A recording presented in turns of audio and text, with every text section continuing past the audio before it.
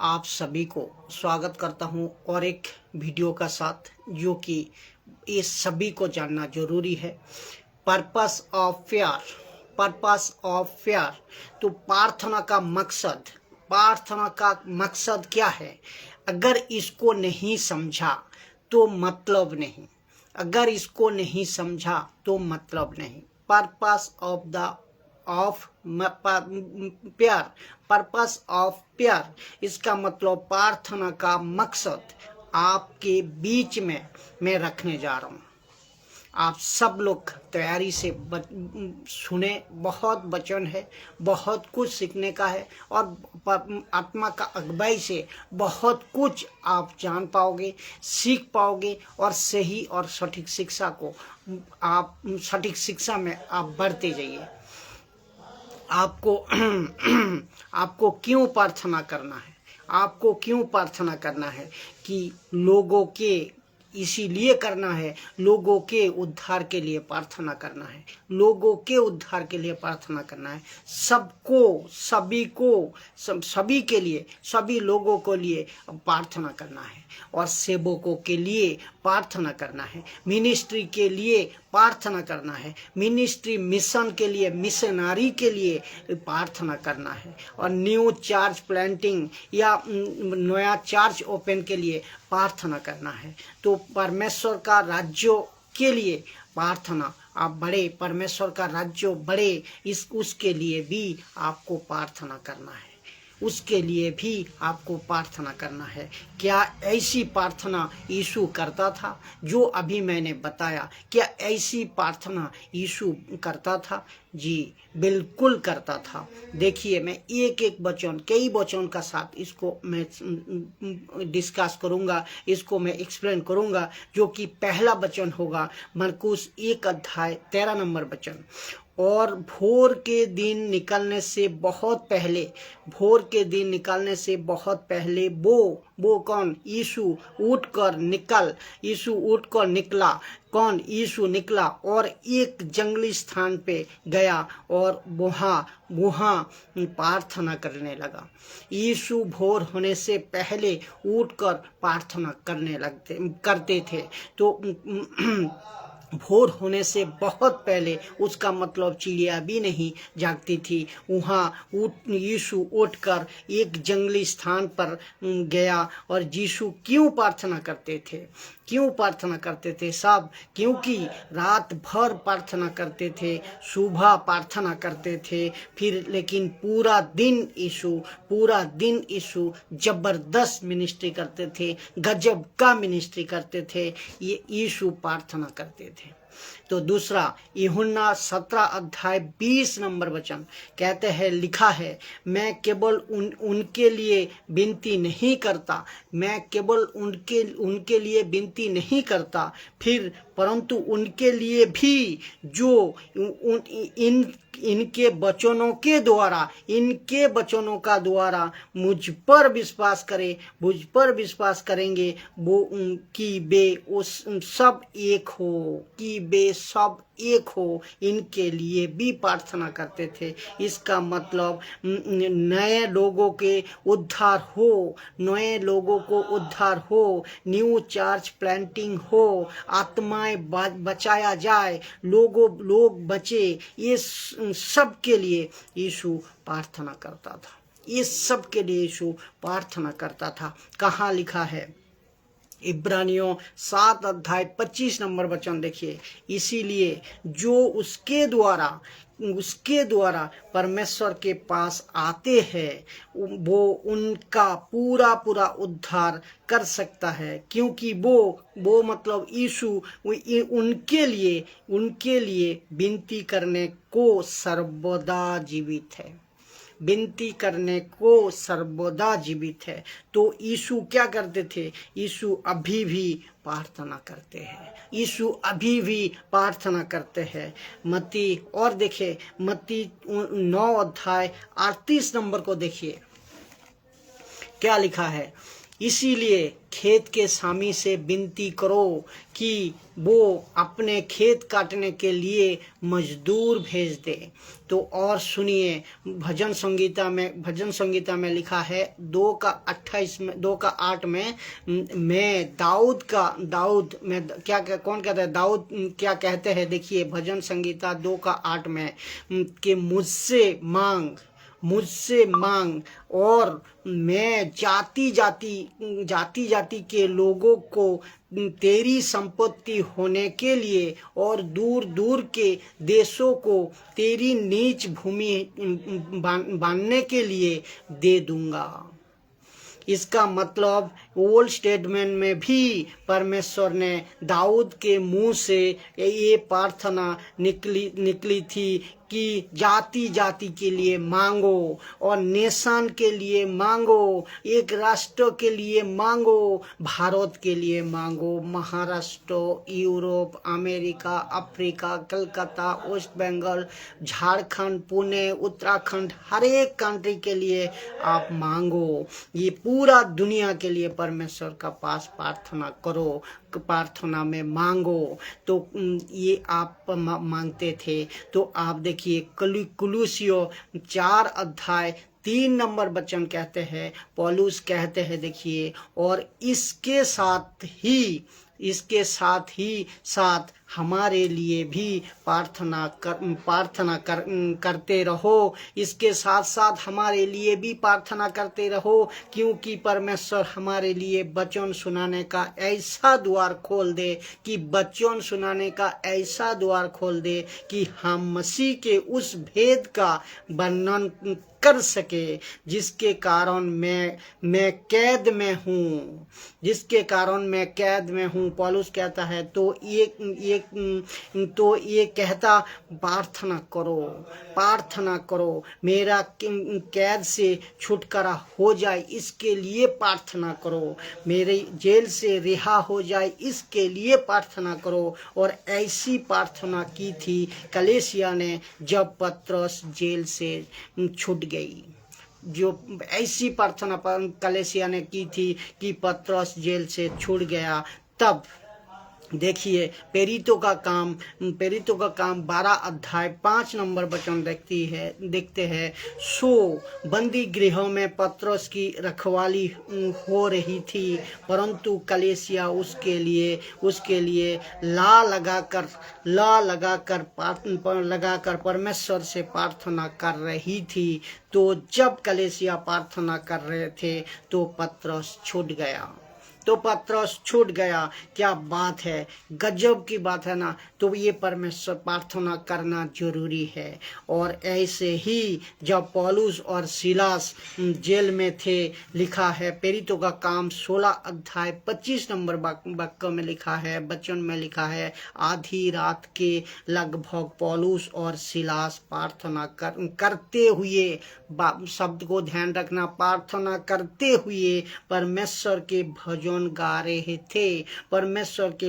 गा रहे थे और बंधुआ उनकी सुन रहे थे।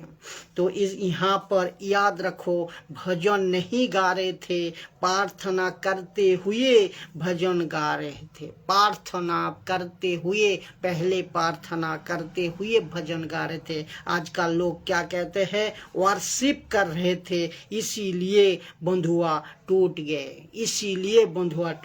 नहीं, लिखा है वो प्रार्थना कर रहे थे और प्रार्थना में भजन गा रहे थे। तो वचन को ट्विस्ट मत कीजिए, वचन को उल्टा मत सिखाइए, जो लिखा है उसी तरह सिखाइए। तो प्रार्थना बहुत जरूरी है। अभी हम देखते हैं, क्योंकि लिखा है कौन कौन आपका प्रार्थना को रोक सकता। तो ऐसे जितने में बताया, ऐसे प्रार्थना यीशु करते थे। तो आप अभी हम जो पॉइंट रखेंगे वो है कौन कौन आपका प्रार्थना को रोक सकता है। टोटल 3 लोग है। सबसे पहले परमेश्वर। आप कहोगे परमेश्वर क्यों रोकेगा? वचन दिखाता हूँ, वचन पढ़वाता हूँ। सबसे पहले परमेश्वर, दूसरा आप गेज कर लिया होगा। दूसरा है शैतान, शैतान जरूर रुकाता है। तीसरा है हम खुद बोले कैसे हो सकता है, ये बच्चों का साथ हम देखेंगे। तो आप पूछेंगे परमेश्वर क्या ऐसे कर सकता है, परमेश्वर क्यों रोकेगा आपका प्रार्थना को। यशायाह 55 अध्याय 8 से लेकर 9 नंबर वचन को पढ़ते हैं। क्योंकि यहोवा कहते हैं मेरे विचार और तुम्हारे विचार एक समान नहीं, ना तुम्हारी गति ना मेरे गति एक सी है। क्योंकि मेरी और तुम्हारी गति में और मेरी और तुम्हारे सोच विचारों में आकाश और पृथ्वी का अंतर है। कहाँ तक अंतर है? आकाश और पृथ्वी का। तो आप सोचिए कि परमेश्वर कहते हैं तुम्हारी प्रार्थना का उत्तर मैं नहीं दे सकता, तो आपका प्रार्थना का उत्तर परमेश्वर रोक सकता है। क्योंकि जो तुम सोचते हो वो मैं नहीं सोचता, जो कि तुम्हारा जो गति है वो मेरा गति नहीं है। जमीन आसमान का फर्क है। तेरा विचार मेरा विचार एक जैसा नहीं है। इसका मतलब आदमी बदल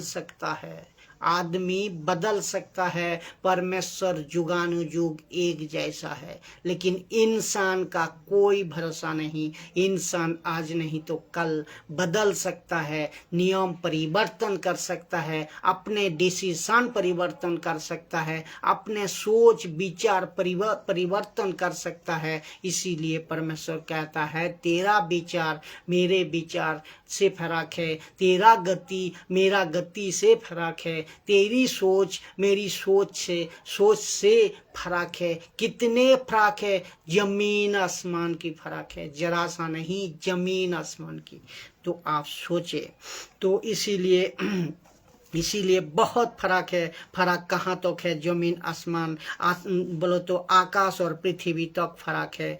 दूसरा करंथियो देखे, दूसरा करंथियो 2 अध्याय 12 नंबर, दूसरा करंथियो 12 अध्याय 7 से 9 नंबर वचन पढ़ते हैं। यहाँ पौलुस क्या कहते हैं? देखिए पौलुस कह रहा है ये, और इसीलिए कि मैंने प्रकाशों की भौताश से फूल ना जाऊं, प्रकाशों की भतोआ से मैं भूल ना जाऊं, बहुताश से फूल ना जाऊं। मेरे शरीर में एक कांटा चुकाया गया, अर्थात शैतान का एक दूत की मुझे घूंसे मारे, ताकि मैं फूल ना जाऊं। इसके विषय में, किसके विषय में? इसके जो दर्द हो रहा है इसके विषय में मैंने प्रभु से 3 बार विनती की, 3 बार प्रार्थना की कि मुझे इससे दूर हो जाए मेरा शरीर से। लेकिन आपको पता है प्रभु ने क्या कहा? लेकिन देखिए 9 नंबर वचन कहते हैं, और उसने मुझसे कहा, किसने? प्रभु ने उनसे कहा कि मेरा अनुग्रह तेरे लिए बहुत है, क्योंकि मेरी सामर्थ निर्बलता में सिद्ध होती है। मेरी सामर्थ निर्बलता में भी सिद्ध होती है। तो इसीलिए मैं बड़े आनंद से अपनी निर्बलता पर घमंड करूंगा कि मसीह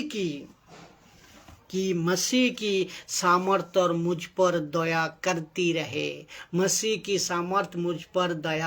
रहे। इसका मतलब है परमेश्वर कहता है बेटा तेरी बीमारी ठीक नहीं करूँगा, बात सही, लेकिन तेरी प्रॉब्लम को मैं ठीक नहीं करूँगा, लेकिन तुझे अनुग्रह जरूर दूंगा। तो आपको ये समझना होगा। तो कौन बना? परमेश्वर रुकावट बना। यहाँ परमेश्वर रुकावट बना। 2 वचनों का द्वारा आप समझ गए। अपनी प्रार्थना को प्रभु कहता है अपनी प्रार्थना को प्रभु नहीं सुनेगा तो बेटर क्या है? तो बेटर क्या है? सुनिए बताता हूँ कि मार्था कहती है अगर तू यहाँ होते मेरे भाई नहीं मरता। कौन यीशु को कह रहा है? प्रभु तू यहाँ होते तो मेरे भाई नहीं मरता। तो यीशु मसीह 4 दिन क्या कर रहा था? यीशु मसीह 4 दिन चुप था। यीशु मसीह कहते हैं कि मैं 4 दिन इसीलिए चुप था कि मेरे उस चुप में भी तेरा जवाब था। क्या गजब की लाइन है! मेरे ये चुप में भी तेरी प्रार्थना का उत्तर था, चुप में भी तेरा जवाब था। मैं 4 दिन चुप था लेकिन उस चुप में भी तेरा जवाब था, उस चुप में भी तुम्हारे प्रार्थना का उत्तर था, क्योंकि ठीक 4 दिन के बाद मैं आऊँगा। कौन? प्रभु। और उसको ठीक करूँगा। और ये बातें मुझे पता था। प्रभु कहता है मुझे पता था, तुझे नहीं पता। तो इसके चुप में भी, उसके चुप में भी आपका प्रार्थना का उत्तर है। कितनी गजब की लाइन है! उनके चुप में भी आपका प्रार्थना का उत्तर है। तो एर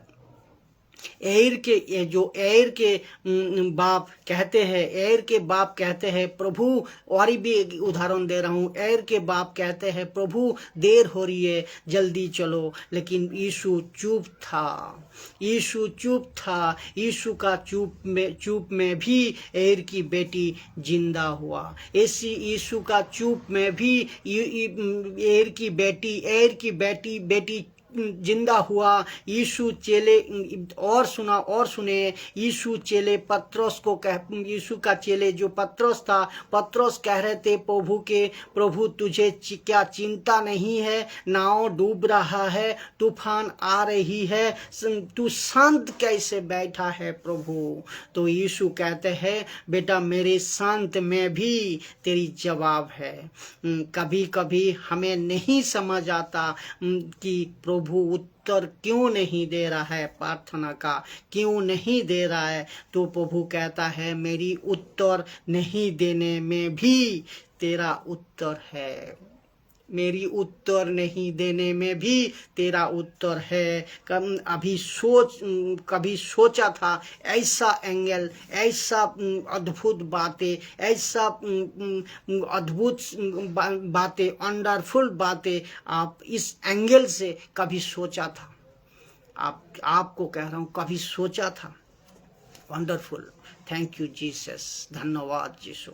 तो प्रभु कहते हैं मेरा सोच तेरे सोच में भी जमीन आसमान का अंतर है। जिसके चलते पौलुस 3 बार प्रार्थना करी, उसको उत्तर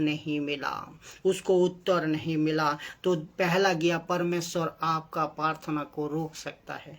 दूसरा आ रहा हूँ शैतान, जो कि शैतान क्यों रोकेगा? वो तो बिल्कुल रोकता ही है। तो क्योंकि उसका प्रूफ कहाँ है? दानियेल का किताब में मैं बता रहा हूँ। दानियेल का किताब में 10 अध्याय 12 से 13 नंबर वचन देखिए। फिर उसने मुझसे कहा, हे दानियेल मत डर, क्योंकि पहले ही दिन को जब तूने समझ बुझने के लिए मन लगाया, किसका ऊपर? प्रभु का ऊपर, और अपने परमेश्वर के सामने अपने को दीन किया, उसी दिन इसका मतलब क्या 21 दिन के बाद तुझे प्रार्थना का उत्तर मिला? बिल्कुल नहीं। ये कन्फ्यूज नहीं करना, 21 दिन का बाद उनको प्रार्थना का उत्तर नहीं मिला। लेकिन ये ऐसा नहीं है 21 दिन का बाद उनको प्रार्थना का उत्तर मिला, ऐसा नहीं है। लेकिन जिस दिन तूने प्रार्थना की उसी दिन तेरी प्रार्थना सुनेंगे।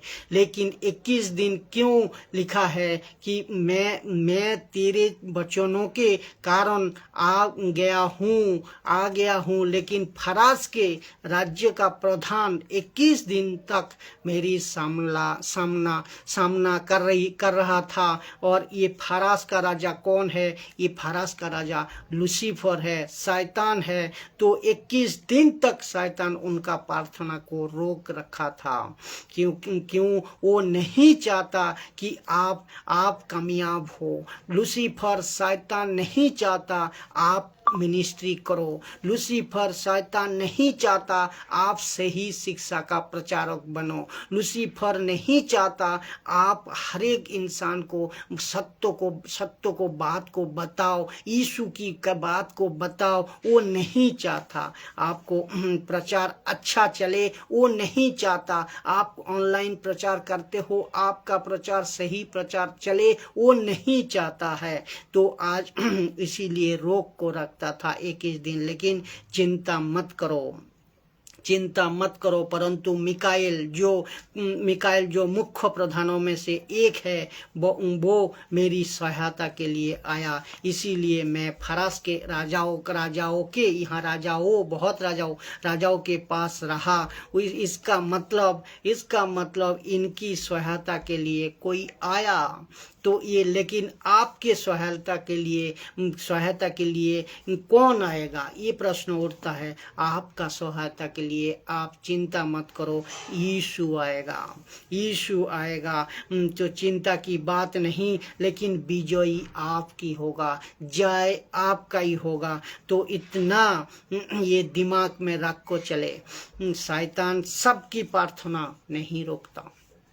शैतान लूसीफर सबकी प्रार्थना नहीं रखता। उसका लिस्ट में कुछ खास लोगों है जो सबसे ज़्यादा शैतान प्रार्थना रोकती है। वो ग्रेट कमीशन वाला और जो मिशनरी काम पे है, जो यीशु का प्रचार में सटीक और सही शिक्षा का साथ आगे बढ़ रहा है, मिशनरी यीशु का मिशन को पूरा करने का मकसद के लिए प्रचार कर रहा है, ग्रेट कमीशन का काम कर रहा है, उन लोगों के लिए शैतान रुकावट प्रार्थना रुकती है, उन सब का प्रार्थना को रोकता है। याद रखो, डेनियल के भी प्रार्थना क्यों रोका गया था? क्योंकि डेनियल भी एक पर्पस में था, डेनियल भी एक परमेश्वर का मिशन पे था। अभी दूसरा हो गया। पहला हो गया परमेश्वर आपका प्रार्थना का रोक सकता है। दूसरा हो गया शैतान आपका प्रार्थना रोक सकता है। तीसरा आ रहा हूँ हम खुद कैसे? देखिए, हम खुद अपने प्रार्थना का रुकावट है। तो क्या प्रूफ है वो देखते हैं। यशाया 59 का 1 सुनो, यहोवा का हाथ ऐसा छोटा नहीं हो गया। सुनो, यहोवा का हाथ ऐसा छोटा नहीं हो गया, ऐसा छोटा नहीं हो गया कि वो उद्धार कर ना सके, और ना वो ऐसा बहरा हो गया कि वो ना सुन ना सके। परंतु तुम्हारे अधर्म के कामों ने, तुम्हारे जो देख रहे हो, तुम्हारे हमारे मुझ जैसा हर एक किसी का अगर अधर्म का काम कर रहे हो, तो कह रहा है परंतु तुम्हारे अधर्म का कामों ने तुमको तुम्हारे और तुम्हारे पापों के कारण उसका मुंह तुमसे ऐसा छिपा है कि वो नहीं सुनता। तो मैं आपको और एक बार बताऊं कि परंतु तुम्हारे अधर्मों के कामों ने तुमको तुम्हारे परमेश्वर से अलग कर दिया है, और तुम्हारे पापों के कारण उसका मुंह तुमसे ऐसा छिपा है कि वो तुम्हारी नहीं सुनता। तो इसका मतलब किसके चलते? तुम्हारी गलती के चलते, किसके चलते? तुम्हारी पापों के चलते, किसके चलते? ऐसा कुछ गलत आदत के चलते प्रभु कहता है तुम्हारी प्रार्थना का उत्तर मैं नहीं देता। जिसके चलते लिखा है हम खुद प्रार्थना का रुकावट है। तो यूहन्ना 15 अध्याय 7 नंबर वचन को देखिए। यदि तुम, क्यों लिखिए, यदि तुम मुझ में बने रहो और मेरी बातें तुम में बनी रहे। तो यहाँ 2 लाइन है, मुझ में तुम में, इस पे हाईलाइट पॉइंट है। तो मुझ में तुम में, तो मुझ में, तुम में, ये दोनों बात को आपको जानना है। तो मेरी बातें यदि तुम मुझ में और मेरी बातें यदि तुम में, ये दो जैसे ही आप करोगे, ये दो काम जैसे ही आप करोगे, तो कहता है प्रभु आगे का लाइन, तो जो चाहो मांगो और वो तुम्हारे लिए हो जाएगा। जो चाहो मांगो वो तुम्हारे लिए हो जाएगा। लेकिन कब? जब मुझ में, देखो, जो मेरी बातें यदि तुम मुझ में और मेरी बातें यदि तुम में, ये दोनों जैसे ही करोगे, तो जो चाहो मांगो और वो तुम्हारे लिए हो जाएगा। पहला क्या है? मुझ में। दूसरी क्या है? मेरी बातें तुम में। ये ध्यान रखिए। पहला क्या है? मुझ में, और दूसरी क्या है? मेरी बातें तुम में। ये आपको ध्यान रखना है। और भी देता हूँ वचन, देखिए, पहला पत्रस 3 अध्याय 7 नंबर वचन कहता है, वैसे ही हे पतियों का, हे पतियों, ऐसे वैसे ही हे पतियों, तुम भी बुद्धिमानी से पत्नियों के साथ जीवन निर्वाह करो, और स्त्रियों को निर्बल पात्र जानकर उसका आदर करो, वो समझकर कि हम दोनों जीवन के वरदान के वारिस है, और जिससे तुम्हारी प्रार्थना रुक ना जाए। इसका मतलब क्या है? इसका मतलब एक है, ये है, तो पति पत्नी, आपका व्यक्तिगत और आपका पिता माता और आपका भाई बहन, उसके चलते भी आपका प्रार्थना रोक सकती है, उसके चलते भी आपका प्रार्थना रोक सकती है। तो मत्ती 7 अध्याय 13 नंबर वचन देखिए, लास्ट पार्ट में बता रहा हूँ। देखो, सकेत फाटक से प्रवेश करो, सकेत नैरो रास्ता, सकेत फाटक से प्रवेश करो, क्योंकि चौड़ा है वो फाटक और चाकल है वो मार्ग जो विनाश को पहुंचाता है, विनाश को पहुंचाता है, और बहुत तेरे है जो उससे प्रवेश करते हैं। तो चौड़ा रास्ता में जाने वाला बहुत है, चक्कल रास्ते में जाने वाला बहुत है। तो कौन सा रास्ता? ये चौड़ा रास्ता में जाने वाला बहुत है, और चौड़ा रास्ता वाला, और चौड़ा रास्ते वाले विश्वासी का मैं बात कर रहा हूँ। ये कभी इसीलिए लिखा है, ये चौड़ा रास्ता वाला विश्वासी का कभी प्रार्थना का उत्तर नहीं मिलेगा, कभी प्रार्थना का उत्तर नहीं मिलेगा। ये ध्यान से रखे, ये बहुत गजब की पॉइंट है। तो ये आपको समझना होगा। तो इसका मतलब प्रार्थना का, आपका प्रार्थना प्यारा, क्या कहते हैं, आपका प्रार्थना का उत्तर 3 तरह से, पर्पस और प्यार का जो प्रार्थना का मकसद है, इसको 3 जने ने रोक सकता है। पहला परमेश्वर, दूसरा शैतान, तीसरा अपने खुद अपने प्रार्थना को रोक सकते हो। तो आपका काम, आपका विचार, आपका सोच, आपका वचन का साथ मिलाना, ये कितने जरूरी है एक मसीह जिंदगी को। आप खुद सोचे, अगर वचन का बाहर नहीं चल रहे हो तो आपका कैसे प्रार्थना सुना जाएगा? तो ये आपको समझना होगा। इसीलिए ये वीडियो को बनाया। जितना हो सके शेयर करें, और जितना हो सके आत्मिक बातें को सीखे, दूसरे को, खुद मजबूत होइए, दूसरे को मजबूत करें। हर एक वीडियो इसी तरह पवित्र आत्मा का अगुवाई से मैं प्रचार करूंगा, जो कि आगे आप बढ़ते जाइए, सीखते जाइए, यीशु का राज्य मजबूती से प्रचार करते जाइए। जय मसीह की।